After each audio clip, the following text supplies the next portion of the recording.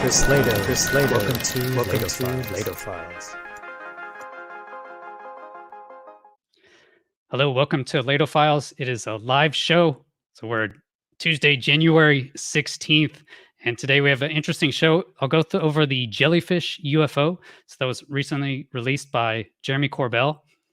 And then we will look into ring galaxies and also watch through the whole congressman debrief after they got out of the hearing. So it actually sounds like there is some positive news coming out of that classified hearing that was on 12 January last week. Okay, so thank you so much for being here. Welcome to the live audience, live show, man. It is more stressful, but if you're watching this later, I'll look at your comments as well, so you can still post in the comments. So welcome everybody. All right, so updates on the Jellyfish UFO.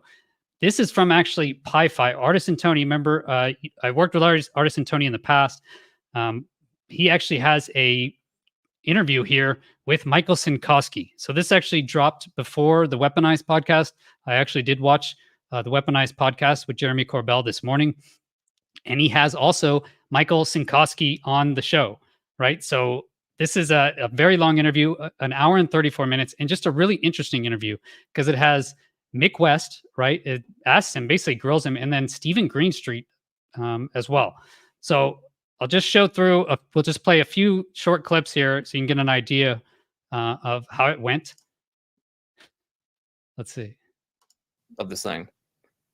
And yeah, and that's about it. I mean, I'm no UAP expert by any means. I can't say exactly what it is or what it's not. I have my theories, but that's about it. I don't think there's enough information out there for anybody to definitively say what this is. Okay, so that's how he starts with country.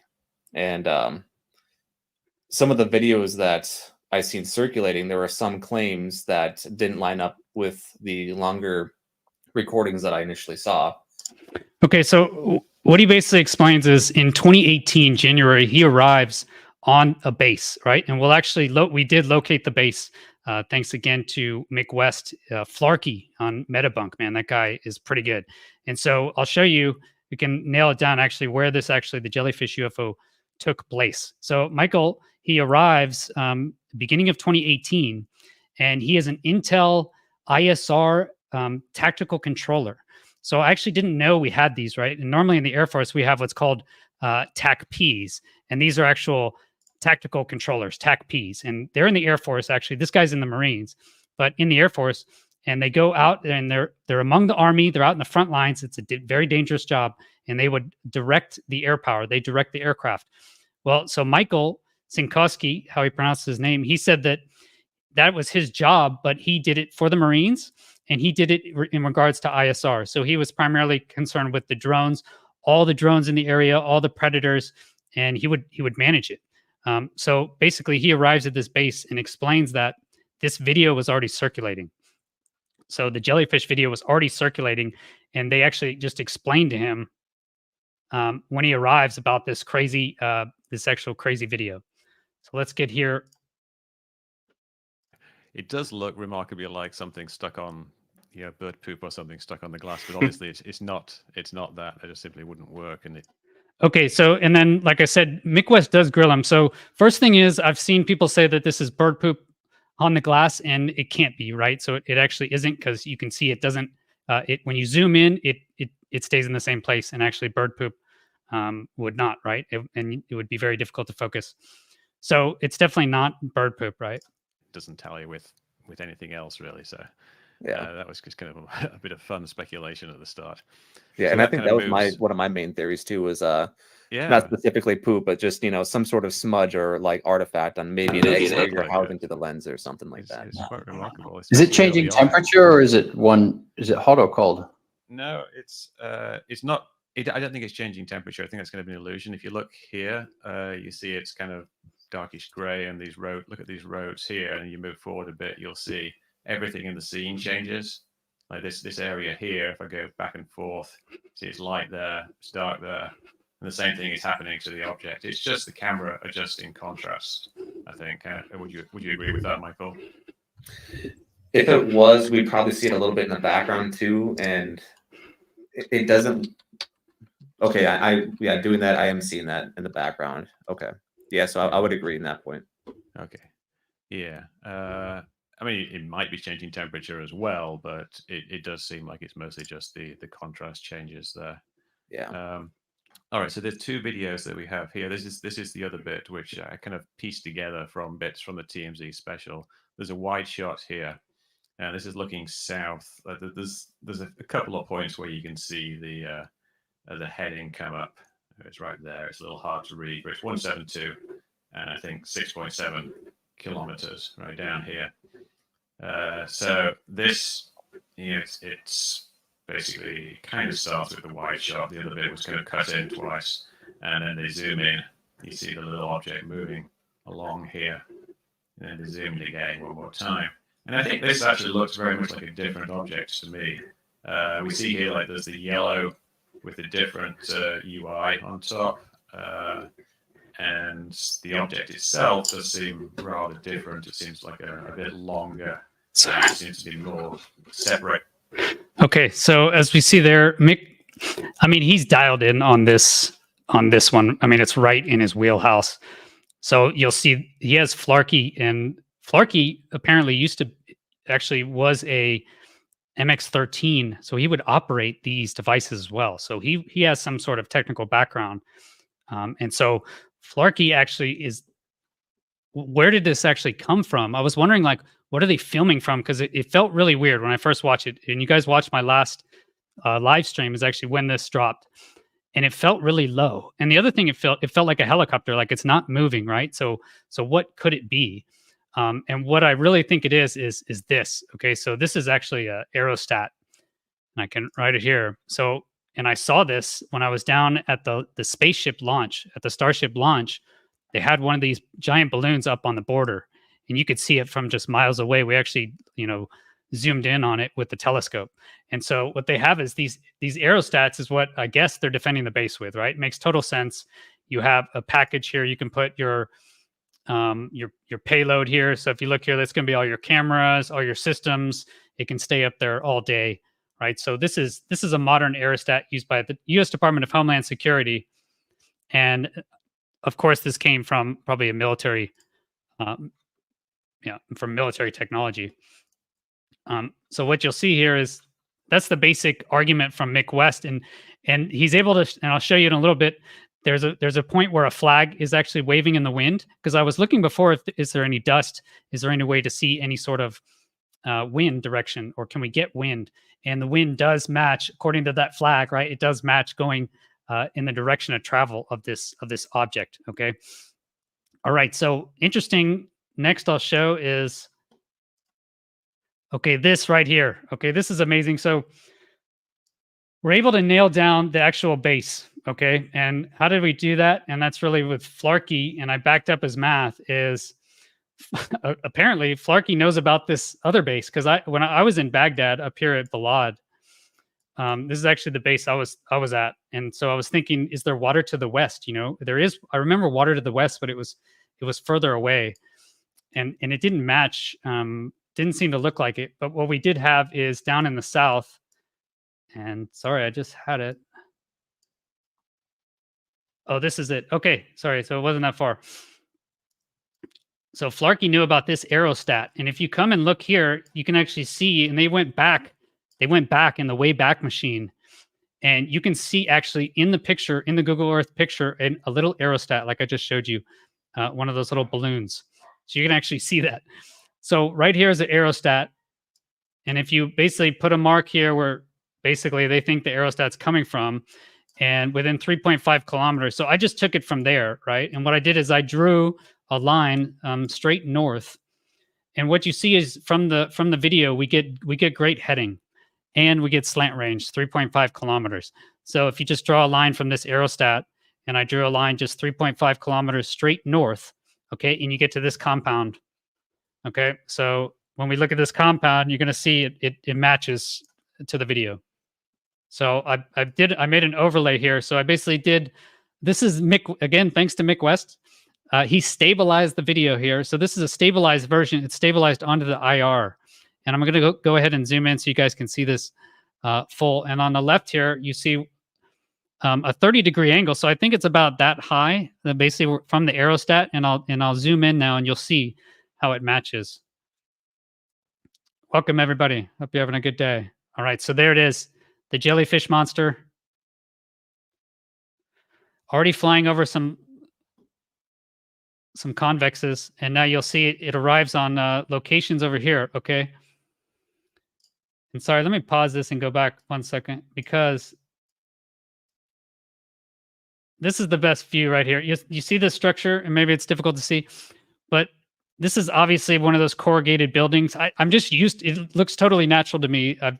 This is what I did for 18 years, is looking at, well, not 18 years, but 16 of those years was looking at target imagery, and then having to actually convert it into the targeting pod was one of the most difficult things that we had to do. Actually, if you look in any air to ground bombing briefing that any fighter pod, F-16 pod at least, is going to make, a large part of the briefing, maybe one third of it or a quarter of the briefing at least, is going to be just talking about the map and how we're going to find it with our targeting systems, with the targeting pod. And it's not that easy because it looks really different, right? So if this is the overhead view, but you can see right here is there's a corrugated building, and he's passing right by a corrugated building. So you'll see the corrugated building, and then you'll see that even the structures next to it here. So I zoom in, you can see that little angle. And then you're going to actually see these convexes. You're going to see this open field, and then you're going to see a road with cement blocks. So it's passing here over the road. There's the road with the cement blocks. And you can just watch here as I have it paired.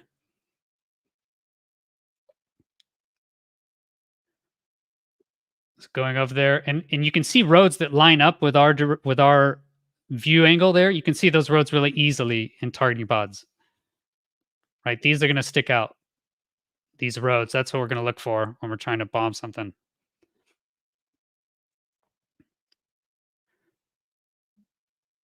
Okay, so you can see there it matches up, right, with the roads. And like Mick mentioned, it does seem to change, the background gain changes. Okay, so you can see these are these corrugated buildings. I stayed in Balad. We had these are housings essentially with defensive sandbags around it. They filled these things are just filled with sand to stop mortar penetration. Okay, and then finally you see here, this is this final structure here. So it fully matches. So as we're watching, and there's actually a flag, I believe it comes up shortly. You'll see it right up in the top. Maybe I can catch it. That's it right there. So there is a flag. And Mick West stabilized it, and you can see the flag actually blowing in the direction of travel. Okay, so direction of travel to the west. So this thing, you notice people aren't noticing it. It's at night, so it's going to be up higher. What I've learned from my own experience is that no one looks up. No one ever looks up, ever. Even fighter pilots. When we fight one-on-one, or if I'm going to attack another group of planes, I'm going to attack them like a shark, right? From below or from above, whichever the environmentals are the best. And that's because they don't look up, and that's their job, is to be fighter pilots. And so no one looks up. This thing doesn't need to be that high, just a few 100 feet. And if it's not, even if it's reflecting most of the time, again, people aren't looking up. And it looks like they may even be wearing helmets. It's hard to tell. Okay, so this continues to fly. It looks like it's traveling with the direction of wind, and it doesn't do anything crazy. I can't see anything that would show that it's not a balloon, right? There's no argument I can make saying that's not something just floating with the wind if you look at everything they made. All right, so as we continue to track, you can see it maps out with that fence line.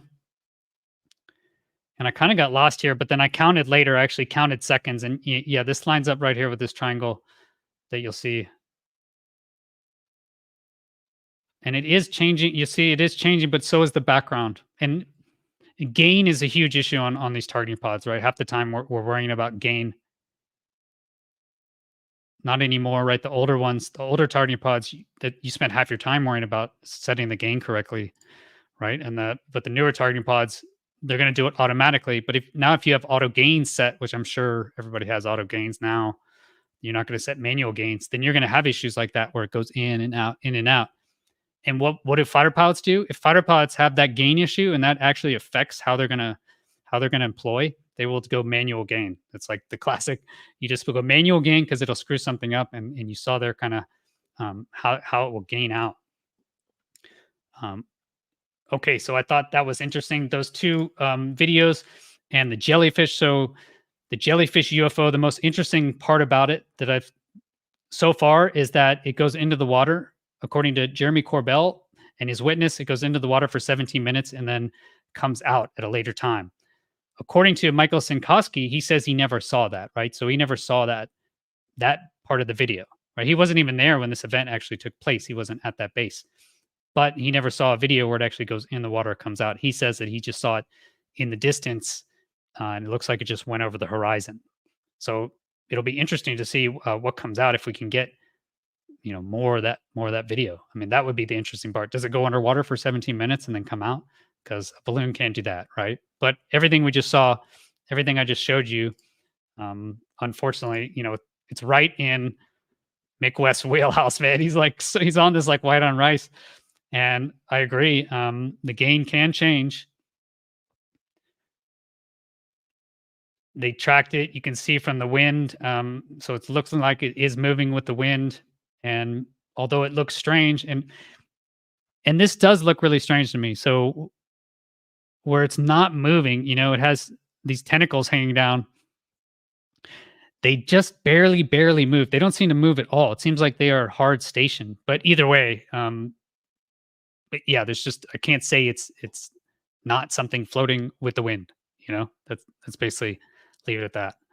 All right. So hopefully we get more information about the jellyfish UFO. But I also wanted to talk about, there was another one released, and this one is also interesting, but I think maybe has a more chance. Let's check this one out. Jeremy Corbell is the one who released that video. And today he dropped yet another image of a separate UFO sighting. It's being called the Chandelier UFO because of its shape. A new documentary series hosted by Corbell shows the moment he speaks to an unidentified U.S. intelligence official about this puzzling image.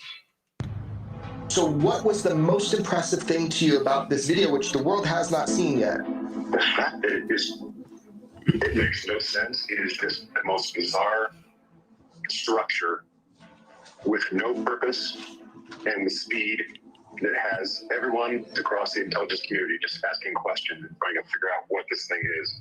There is no wings. There's seemingly no place for anyone to sit on. It's just a bizarre shape. Okay. All right. So that is called the Chandelier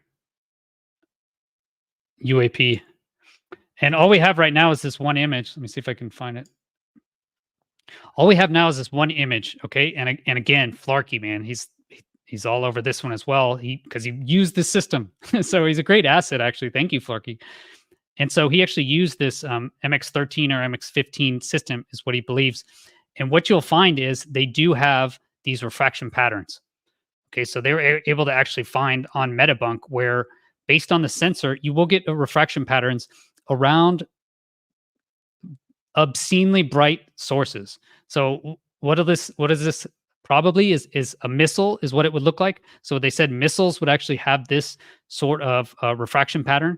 So you're looking at that kind of like I don't know, a missile plume. Okay. But the point is, what if this is not a missile, right? So from an image, you could say, okay, this is just a picture of a missile actually from the tail, right? And it's just diffracted out. Like if a RQ-9, right? If UAV actually shoots a missile, my guess is as it's shooting out, right? As it's shooting out, you'll get some sort of crazy diffraction or blowout or something in the camera lens, right? We just don't get access to a lot of this stuff. So the point is, yes, you could easily have a refraction like this from a missile, but the point is, what if it's not a missile, right? And it sounds like the people that are watching the video, they're confused by it, because if it's moving like gimbal, and this is the same argument I've made, and I have this, I guess, disagreement with Mick West, if you will, is that yes, the gimbal object does have a weird pattern, just like this. It has a strange diffraction pattern, right? That is causing something that shouldn't be normal on the sensor, on the IR sensor. And so this thing is doing something as well, right? So it's doing some sort of anomalous effects, but we know the effects onto the sensor because it's so bright, like a missile. So a missile plume does that. So why don't they say, oh, it's a missile, right? It's obviously a missile. That would be my question on this is, why would they be concerned about it? Why do all the intelligence analysts have questions about this? But again, we don't have the video. All we have is this right now is this image. And, there are examples. Metabunk has examples. Flarkey does of this sort of diffraction pattern actually from the actual construction of the design of the sensor. So maybe I can find that later for you guys. So I'm excited about this one. Excited to hear what comes out of the video. I would love to see the video on this because it looks like a missile, but if it's not, but we know how missiles move, right? We know exactly kinematically how a missile is going to react. We can say the G's on it. So we know how that should move. And if it doesn't move like a missile, then that is anomalous. And it sounds like the intelligence people are confused. They should know if it was a missile. Okay, so welcome everyone. Wow, 870 people in the live chat. Thanks for being here, everyone. Thanks to Rex. Hope your day is going well. And yeah, let's keep moving. So you may have heard, hopefully, last Friday, 12 January, there was a classified briefing. So classified briefing from the Inspector General to the House Oversight Committee. So I guess larger group of Congress people, and this time it was classified. So the idea is that they would get better information, right? And Tim Burchett going in, of course, was not optimistic. Everyone was pessimistic, but we'll watch through here. So there's 10 minutes of interviews, okay? So we'll go through each of the interviews here, and then I'll just give my take on it, and then we can ask questions as we go. So pretty interesting. Let's go through the full interviews here. And this is from Kenny Thinks, small YouTube. Check it. Did you hear anything that you didn't know? Are you being frustrated by this like some of your colleagues are? Well, obviously, look, the process is extremely frustrating, but actually this is the first real briefing that we've had that we've now made, I would say, progress on some of the claims Mr. Grush has made in his complaint and some of the claims he provided to Congress. This is the first time we kind of got a ruling on what the IG thinks of those claims. And so, so this meeting, unlike the one we had previously when we did this briefing, this one actually moved the needle.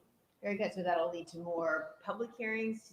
Oh, I think this one's going to lead to a lot of things. I mean, there's a lot of new questions and a lot of new areas to ask and poke in based on what we got in this meeting. Can you give us a sense of what new questions you have?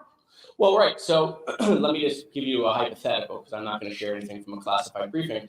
But if someone makes 10 claims and then someone says, well, we didn't look into all 10 because they weren't all in the report, but hey, we found these 6 very credible based on it, well, then you would want to go attack those 6. That's what I'm saying. All right, thank you. Okay, I mean, amazing. So Jared Moskowitz there, he's saying that this is the first real briefing that they've had. The first real briefing. So they've gotten some information. The first real briefing. And he says at the end there, he gives a hypothetical, right? If someone says, oh, these 10 claims are there, well, we've verified that 6 of those claims are credible. So maybe we should look into those claims. So that's what it sounds like. It also, and there are more shortly, but it really sounds like the ICIG just showed them why Grush's claims were credible, at least 6 hypothetical ones. All right, so let's see. Next is Luna. Check this one. That's the credible claim. So this is what I'll say. I'm going to reiterate, we can't talk about specifics and what we got into, but what I can tell you is what Grush shared with me in an unclassified setting that I firmly believe in. I believe that he's telling the truth. I think that he is a credible witness. And what I can also say is one thing in particular that really caused me to be concerned about this whole thing is that Gresham stated to myself, Representative Burchett, and another member on the phone that there were people that were hurt hiding this information and keeping this information safe and or trying to come forward with this information. What I can tell you is I believe that claim after now leaving. How much That's all done. do you think that the administration is sending the right people? Do you think that you guys are actually talking to the right people in these classified? I think that they are sending the correct people on paper. However, there is, and it's become evident that there is an overclassification and that we are continually being stonewalled. My one concern is that we are authorizing money that is supposed to be spent on certain programs, and yet there is compartmentalization in which Congress doesn't have access to oversight those programs, and that's a problem. Are you more concerned leaving now than you were going in? I feel the same. I think that I'm pretty much at the same space that I was. This entire process has been what facts do we have?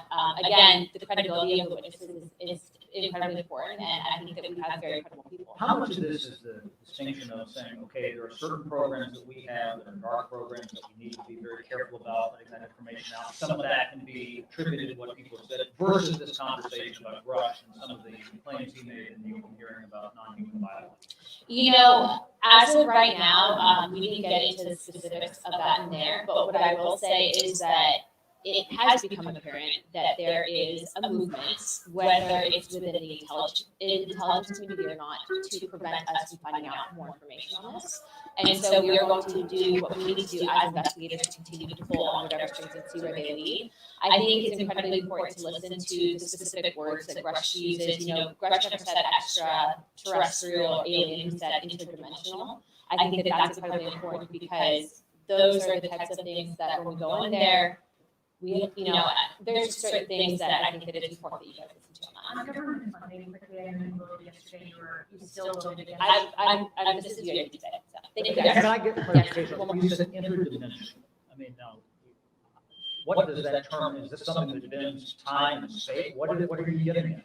I think that Rush, when I talked to him on whether these were specifically extraterrestrials or alien origin, he said interdimensional. He refused to use certain terms, and I think that's incredibly important because I think that that's really the question we're all wanting to know, right? And so I'm actually going to have a sit-down conversation with him and ask him to come back and talk to us directly because it seems that we are getting more information from the source than going into a skip and then not being able to tell you guys what. Is this stuff that we just as humans might not be able to understand if it's interdimensional? I think that we can understand it. I think that it's just it's an approach, right? I mean, like, remember, we just now for the first time in history really had Congress have whistleblowers come forward credible that we're telling the entire world that there is something other than human life forms. Grush said that those were interdimensional beings. He refused to use extraterrestrial and alien. I think that's important to know, but I do have to go feed my baby, so thank you guys. Thank you. No, heck no. All right, guys. Sorry, you're hearing reverb for some reason. I'm not hearing any. All right, so Luna basically saying that there is a coordinated effort to keep information away from them. I also thought it was a good question when you asked, are they sending the right people, right? Because that's one tactic is you could just send people that know nothing, right? Like the NASA hearing, it seems like they just don't have any access to the information. And I was expecting her to say no, but then she said, actually, yes, we are receiving the right people on paper, but we're still just getting stonewalled. And so it sounds like she wants to get Grush back in and then ask him not inside his skiff, and then she can share the information. But I think he'll have issues with that because he still can't share more than's been related, right? Unless he decides to go against the Dopser, that would be questionable. So he hasn't yet. All right. This is let's see. So Tim Burchett, right? These guys are like celebrities now, aren't they? I mean, I think it's awesome. I mean, I think it's great. I think we should be listening to what our Congress people are saying and doing out there, you know? All right, let's check it out. Thank you. No, heck no. This is just more of the same, more frustration. You put these guys and gals in a tough position. They're only, it's very compartmentalized, as we said. I said it's like looking down the barrel of a .22 rifle, and all they know is just right in that little circle. And but no, I didn't. it didn't disqualify anything I've thought in the past. What comes out of this meeting? What do you do in response to this stonewalling? Well, it's just whack-a-mole. You go to the next one until we get some answers. We got some pretty definitive stuff that would What? that I'm sure y'all get from somewhere else about what was discussed and Okay, so that was probably the best thing there. First, you can tell he looks kind of happy. You know, you can tell in his eyes he seems like he's a little happier. And so I thought that was interesting. And now he says they heard some actual pretty good stuff. And he says that we're going to hear it from a different source, from someone else. He said, not from me. So, yeah, interesting. to me it was it made what I think more credible. So they did tell you something. They didn't tell you nothing. That's correct. Okay. Because you first came out, you said we didn't learn anything new. Well, we didn't learn anything new. It just verified what I thought. Does that move the needle? I mean, that's amazing. I mean, look how happy he is, man. They told him something. He knows something. And what he said there is it verified the claims that he's been making because he's been putting himself out there. I mean, think about Tim Burchett. I mean, he's got a lot of people with crosshairs on him. And he's got people now supposedly funding his opponent in his next primary. So he's got a lot of enemies. So I'm sure he's got to feel some relief here that, you know, he's not crazy and he's been saying all these things and he's gotten some verification. I mean, you can just see it there. These guys are awesome, man. And I saw a question earlier. We can take questions at the end here. No, I think they're covering this thing up. That doesn't, you know, and these guys pretty much verified that. They, as I stated, I mean, there's not their attempt to do it, but by design, this issue is very compartmentalized. So what does the investigation look like going forward? Is it more hearings? More I think so, but it's got me focused on who we need to be bringing into the hearing. As I've stated, it's not about little green men and flying saucers. The issue is tens of millions of dollars on an issue that we've been told does not exist since 1947, yet they're spending that money on researching something. So who would you like? That's a great point. I mean, Tim Burchett made the first case saying follow the money. And that's when I started making videos back at the beginning of the summer where I just tried to follow the money. And you can just see clearly, right? You could see so clearly before any of the roadblocks came in Congress.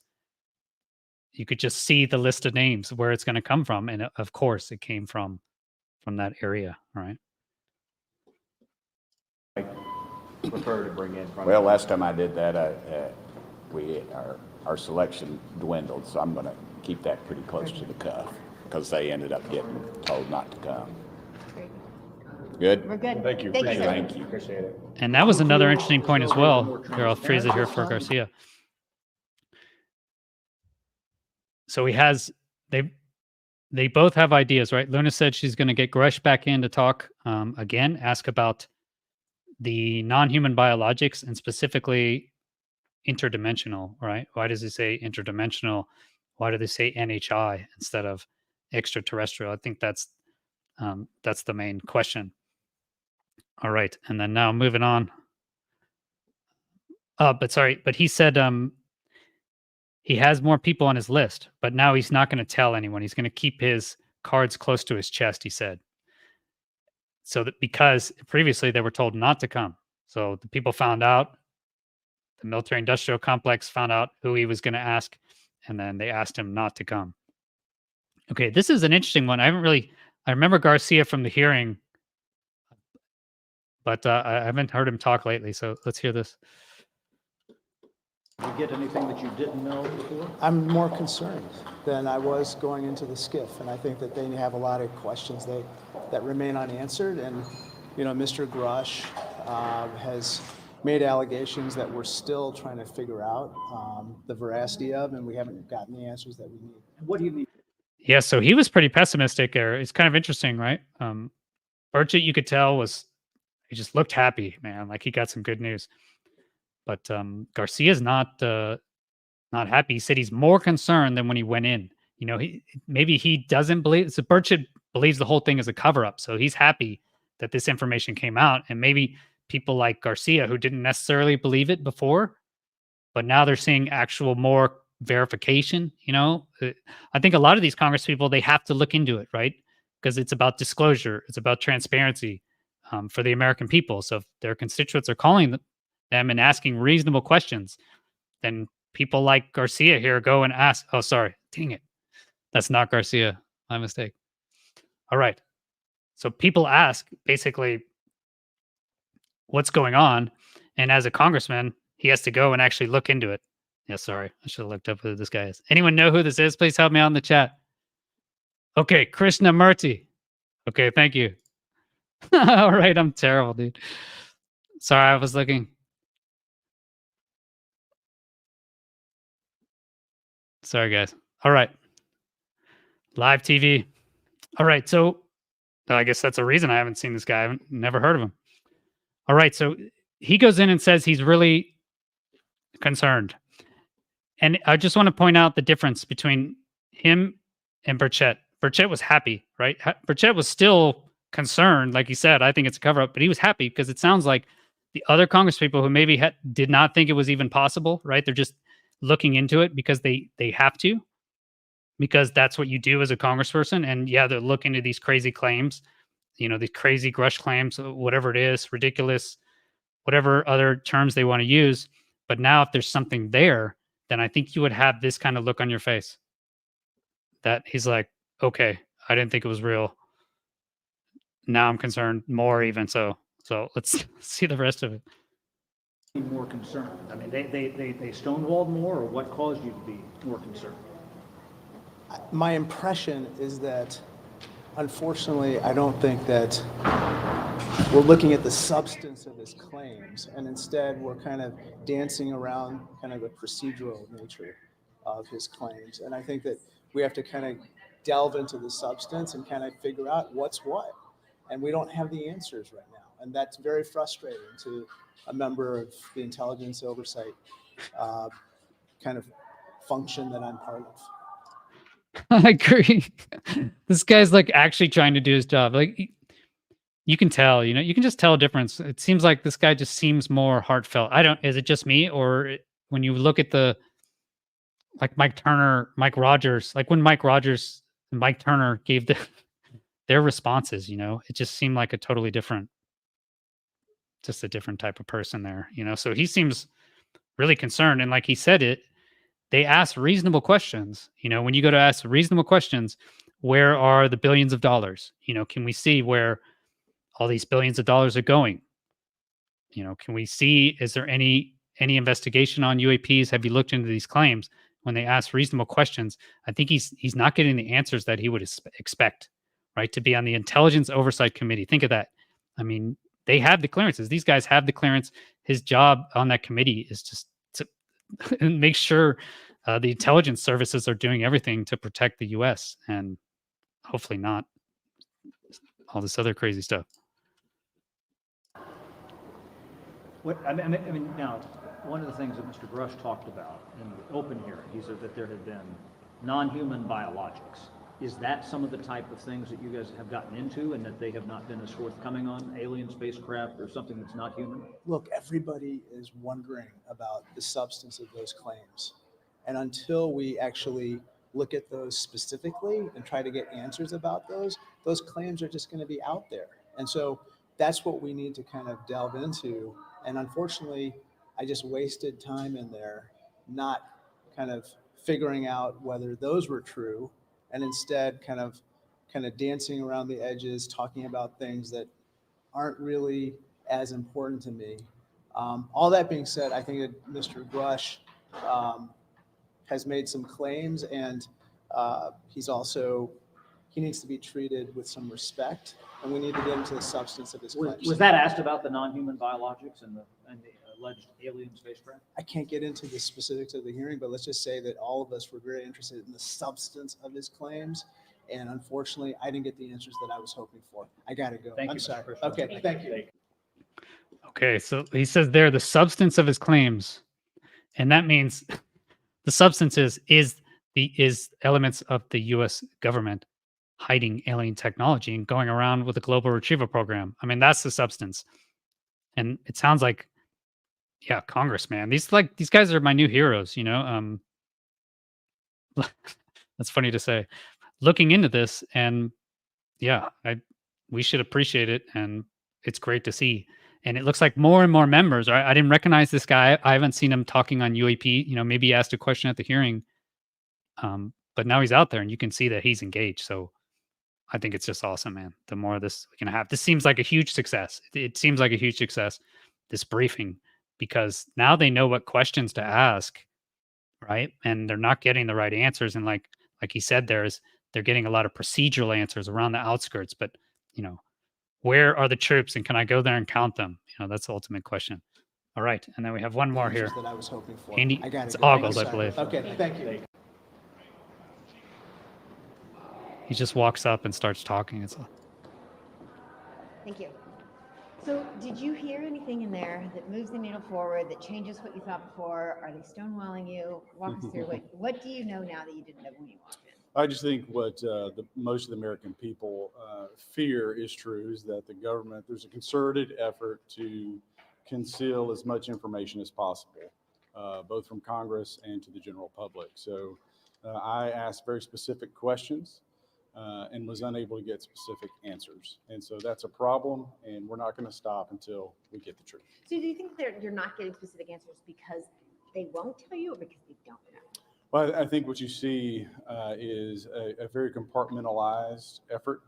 So by compartmentalizing the information to such a degree that if you don't ask the specific question to the specific person that has that piece of information, so we could take a puzzle with 100 pieces and disseminate it to 47 people. So unless you ask the right person for the right piece of the puzzle, you're not going to get an answer, and that's what's happened here. Did you learn anything new today? Nothing. I'll stop it there. That was a great point. I mean, they really have, they're much smarter, right? If you look at these Congress people, you know, the way they're talking about this subject compared to 2 years ago or a year ago, even Mike Gallagher, you know, asking questions, but it just seems like they're so much more educated on the topic in general. And like you said there, it's the compartmentalization. So you may be able to get the right person, but he only knows one small little piece of the puzzle, right? He has one small little piece. And so as you get higher, remember Edward Snowden mentioned, he talked about this, is that compartmentalized, that's how it works. But as he got higher and higher in the organization and he got the broad picture, that's when he realized he could see like all of the illegal stuff going on, the ridiculous, terrible things going on because he had the full picture. So the question is, can Congress bust through this and actually get the full picture and share it with the people? Yeah, it's a good question. I don't know. I was surprised. I was surprised how optimistic they were coming out of this. You know, yeah. And even then, did we really learn anything? Did we get anything new? No, right? They just verified. I guess the new thing is they verified Russia's claims. So the Inspector General showed these other Congress people. And like you heard, Moskowitz said that they heard something, and we should be getting something, right? You do remember that's what Tim Burchett said, is that we saw something pretty substantial, he said, and it's going to be coming out out of different methods, I guess, some other source. So we're going to be hearing about it, he said. So that is quite interesting. There was one question I saw about the Jellyfish UFO, and they said, how come they couldn't target it? So we can go back to it here. I don't know all of the information, right? I mean, I've watched a lot of this. Here, I can play this as.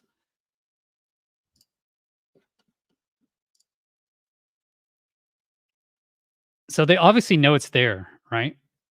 I don't know how you would try and target this thing, right? Normally they have an iron dome over these systems. Like in Balad, we had a 20 millimeter, this auto system that would target incoming rockets and mortars. And so you would think that would be able to pick up something like this, right? I will say it's very difficult, as at least the systems I used, maybe they've gotten better, to track slow moving objects. So a balloon is difficult to track. You remember they missed when they had to shoot 2 AIM-9Xs at that missile over Lake Huron? It's because they're very small. You know, the weapon systems aren't designed to shoot down balloons. And look at the UAVs that are destroying Russian tanks, right? You could have a $500 UAV carrying a grenade can blow up a T-80 tank.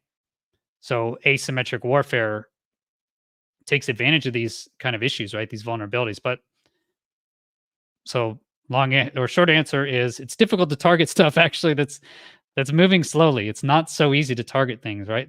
It's now if you wanted to target an inbound rocket or an inbound mortar, it's moving very fast. You can see it. It's metal, etc.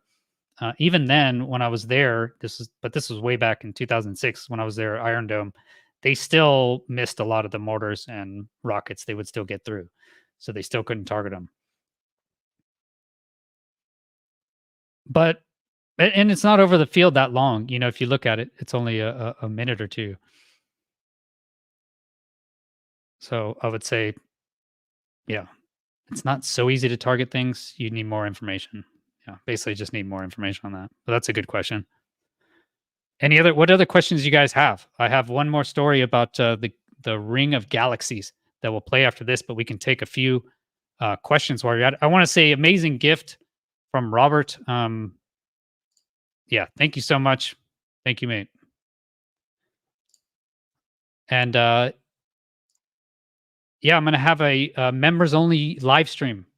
Will be up next week. So if you want to just hang out with me, just relaxed live stream as a member only, you can ask all the questions, then sign up to be a member. I also release member only videos,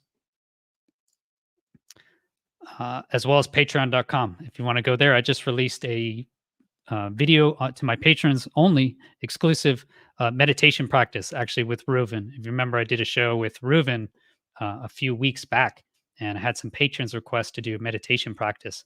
So if you want to go through, it's a 45-minute video and meditate with me and Reuven. He's amazing, a guru, and try it out, learn something, then you can go to a patron page. Okay, and thank you for that, Robert. I don't know what 50 gift memberships is. I honestly have never seen that before, but I'm assuming 50 other people maybe get free memberships. Okay, any other questions we have? All right, let's see. Here we go. What do you think about the contrail and the Chandelier UFO photo? About the contrail? Let me check it. I'm not sure. I don't remember seeing a contrail. Usually from a missile. Oh, I see. You're talking about maybe from that missile. Where do I have that thing?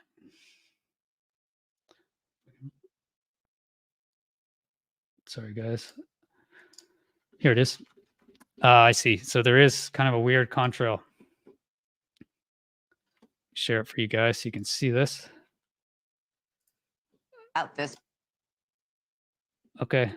And I should get the better on his Twitter. I'm sure he has it. Okay. This thing, is that the contrail?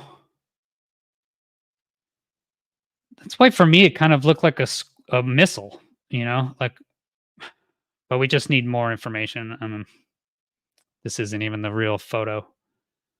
I'll look into it more. To be honest, I haven't looked into it more than I showed you. Is actually this is a refraction pattern that can be replicated. The question is, what's the movement? Is this a missile shooting out and tracking on different target? I don't think a missile can do that. Yeah, I don't know. Interesting. Okay, look at that. Thank you for membership. Cool. Looks like a lot of people just got maybe free memberships. Well, I want to see the video. I definitely want to see the video. Hello, Roman Kirby. Awesome, man. Good seeing you. Hope you're well. Awesome. Okay, welcome everyone. 1,136 people. So far what we did is we went through the jellyfish video.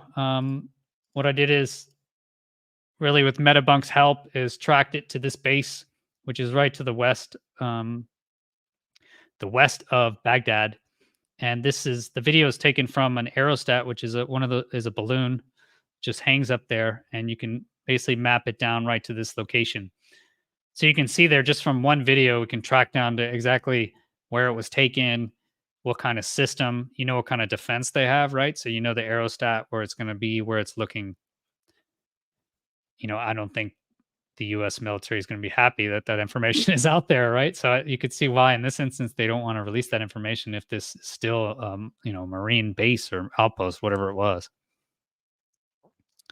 So we went over that, and then we went through and watched the actual videos from the classified briefing, and watching it again, they're optimistic. They saw something. So they saw something in those briefings that was quite interesting.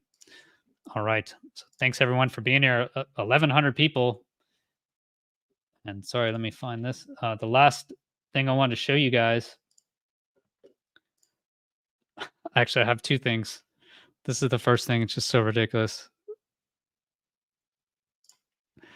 Did anyone see this? The X59. I made a joke about it. I'll show you here in a second. Okay, yeah, watch this thing.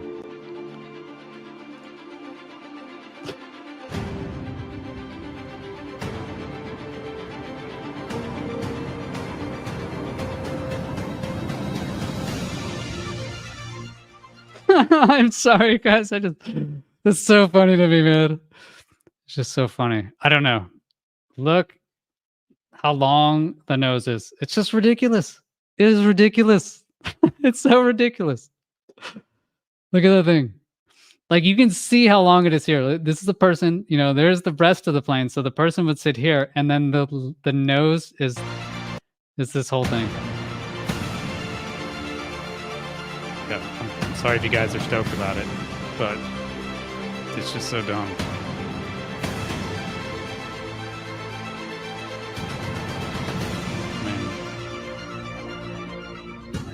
I think they did this for weapons. For weapons research.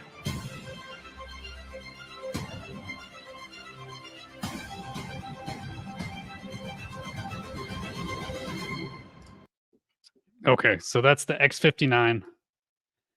And they were very happy about releasing this, right? NASA is. And the whole point of this thing is to see if you can have supersonic overland travel. And the obvious answer is you cannot have supersonic overland travel. It is so dumb, right? Because they say that they can actually take this, right? And now they were very happy to say that they can turn a sonic boom, right? A sonic boom into a thump. Right, into a thump. Is that going to be acceptable for people? That was their main question. He says, yeah, so we've turned it. Now we've done it. We've did our job, how many millions of dollars they spent on this system to turn a sonic boom from a loud boom into a thump, right? Into a thump. And they're saying that that's going to be used for civilian purposes. And this is just a flat out lie, everybody. There's no way in hell. There's no way in hell that you're going to have supersonic planes unless there's no shock, right? It doesn't matter if there's a thump. A car door slamming is loud enough. If it's a pressure wave on your ears, on your eardrums, there is no way in hell this thing was ever going to push the supersonic commercial business. This is for weapons. This is for military purposes. There's no other reason that they would fund this. I guess under the auspices that they were trying to make it quieter. Okay, which is good, I guess. They made it quieter. But for me, if they really want to help air travel, make it so much less painful than it is, right? They need to attack TSA.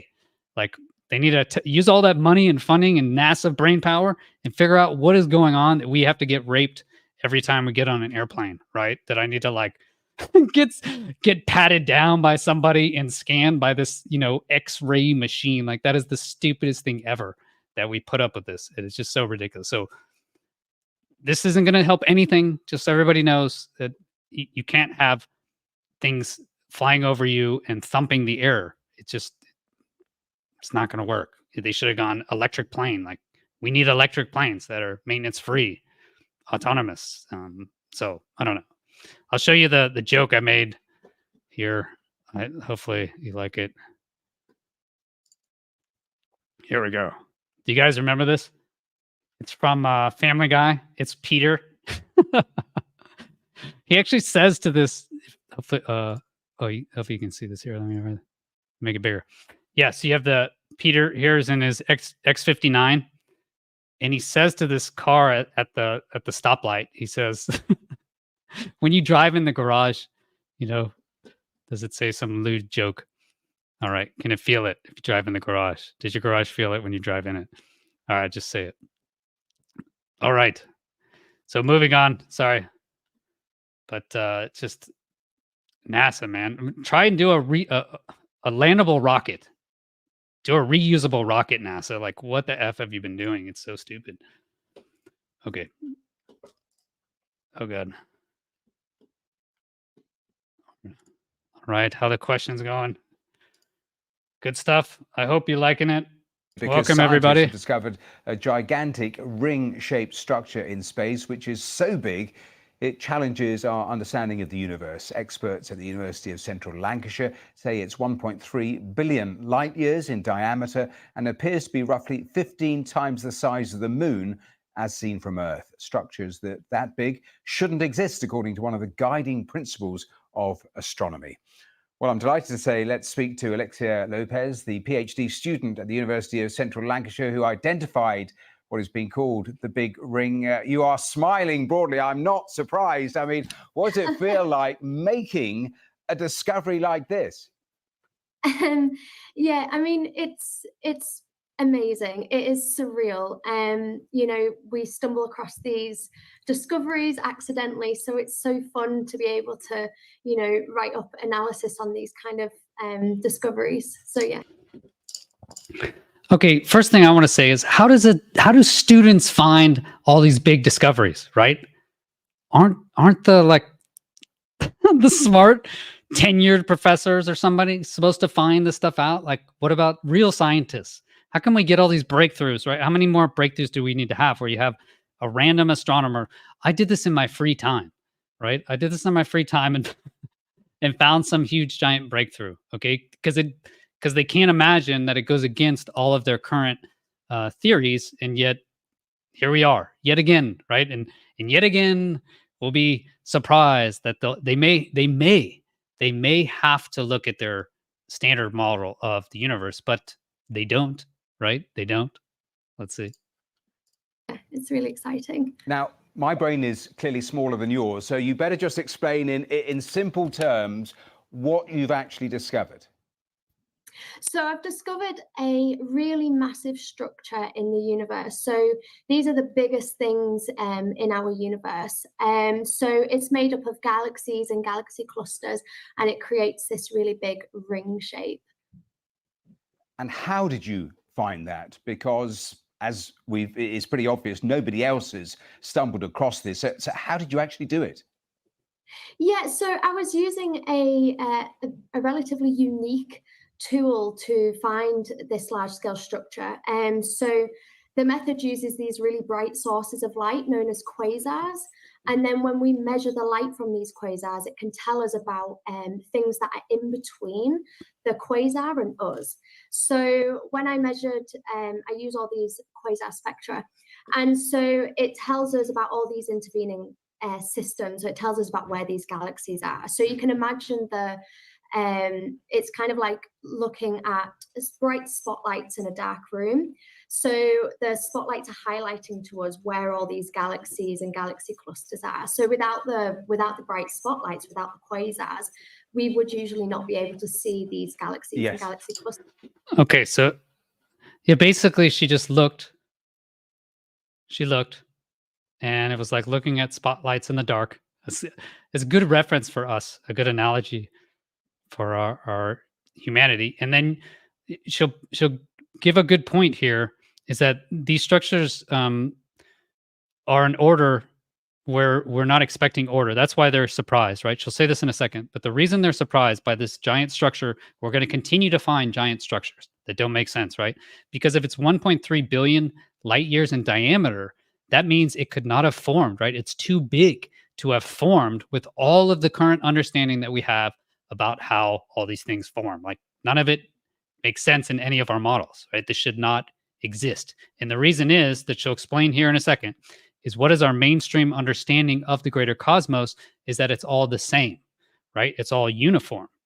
And that's the exact same thing. That's the exact same thing they thought when they were looking down into the microscopic world. You remember, the assumption was uniformity. When I look down into a microscope, all I'm expecting to see is like maybe the structure of the wood, right, in little cells. You're not expecting to see order where you have actually these other little organisms running around. That was the big thing, right? It wasn't uniform. The structure was not uniform at the smaller levels. Because why? Because of microscopic life. That's what we found. So what I'm saying and what I've been saying for the last 2 years now is that this is microscopic life. What we're looking up now is we're going to find these larger structures that I know it sounds insane, but microscopic life, I'm sure, sounded insane to everyone a few hundred years ago. And look what happens, right? We do have microscopic life. And it is crazy and it is insane, right, that we have microscopic life. Okay. All I'm saying is don't stop at us. We're definitely not the smartest and highly evolved thing in this universe. I promise you, we are not. So if you don't stop at us, then you keep going. Chances are these large structures, and we're just going to continue to find larger and larger structures. And I would just love it one day if anyone even considers that maybe this could be life, like any of this thing could actually be some form of life. So here she'll say it. So that's how you did it. Just again, in simple terms, explain why it challenges what we thought we knew. Well, in order to make the mathematics simple, to model our universe, we make some assumptions. And one of those assumptions is that on large scales, we should see that the universe and the matter distribution in the universe looks smooth everywhere. So this essentially puts this limit on how big we should find structures existing. So when we find these large scale structures, these huge large scale structures like the Big Ring or the Giant Arc, these are so big that we're now not seeing this statistical homogeneity. We're not seeing this smoothness in the universe. So it does challenge this cosmological principle. It challenges our founding assumptions on what the standard model is built on. So if those absolutely basics that we thought we knew aren't necessarily what is actually the truth, what sort of questions then get thrown up?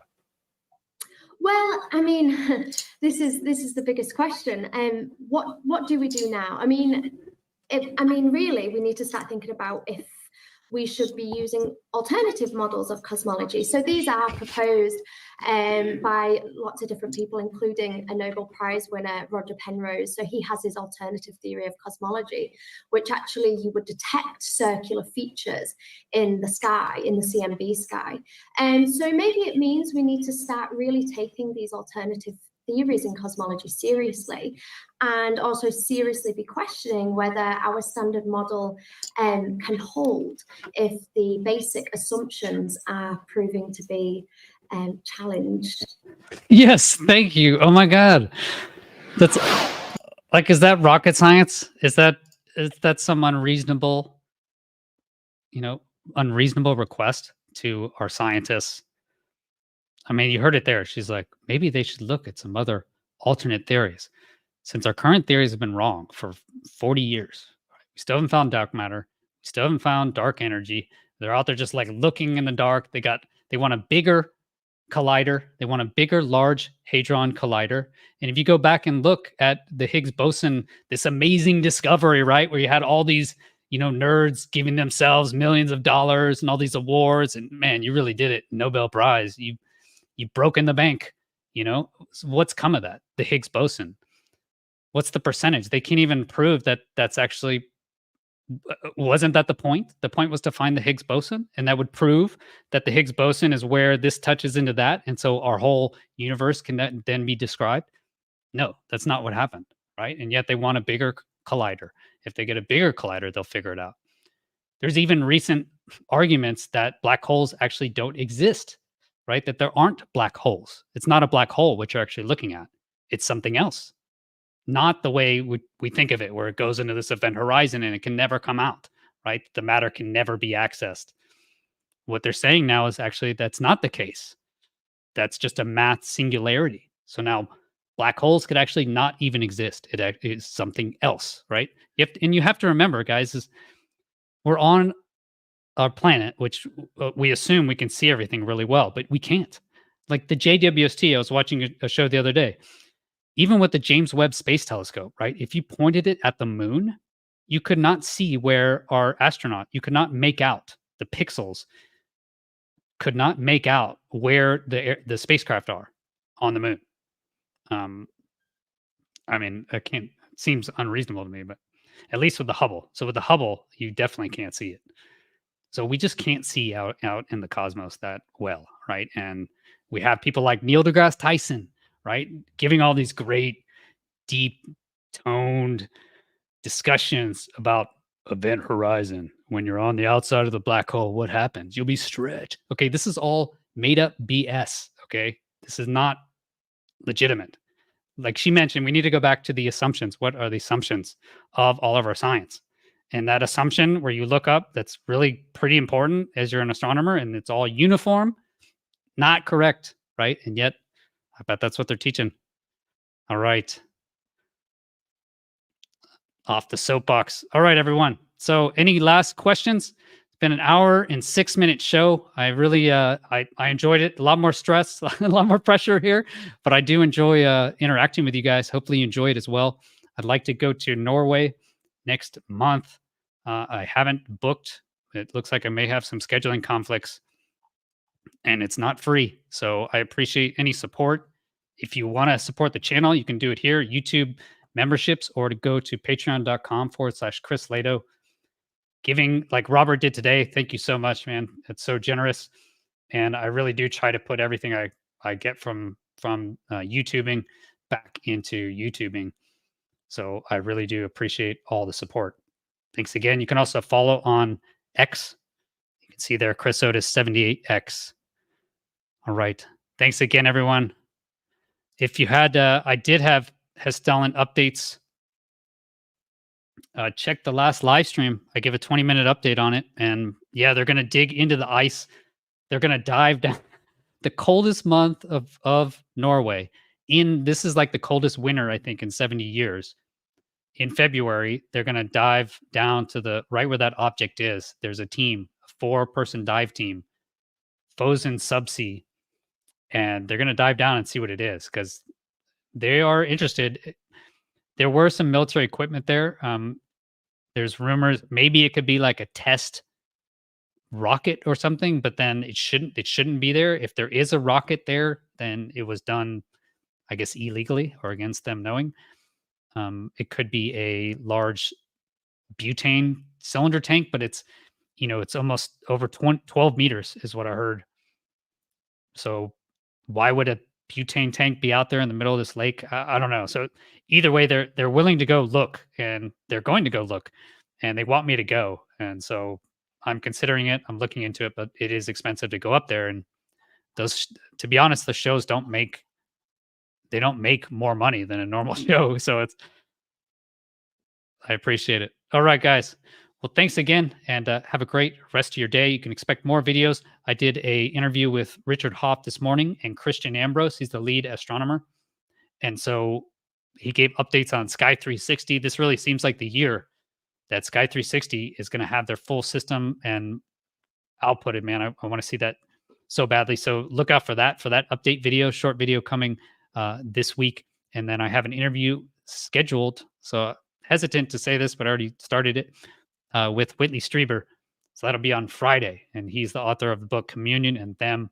I just read Them, crazy book. So I'm interested to talk to him. All right, everyone. Thanks again. Have a great day. Peace.